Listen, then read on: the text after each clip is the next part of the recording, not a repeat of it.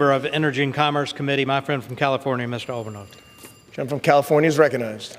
Mr. Speaker, the problem of increasing energy costs is a critically important issue for my constituents.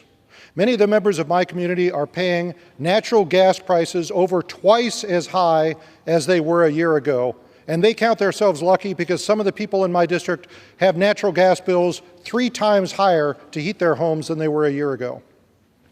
Also, gasoline prices in my district are almost twice as high as they were just a few years ago. And Mr. Speaker, I represent over 100,000 people who commute over an hour each way back and forth to Los Angeles every day. Mr. Speaker, they are not doing this because they want to. They're doing this because that is what's required to put food on the table for their families. They can't afford to buy a new car, much less an electric car. Every time the price of energy goes up, these people feel the effects the most acutely. This is not unique to my district. In fact, a survey released several weeks ago showed that over 30% of Americans had to make the incredibly difficult decision between paying a higher energy bill or buying basic necessities for their family in the last 12 months.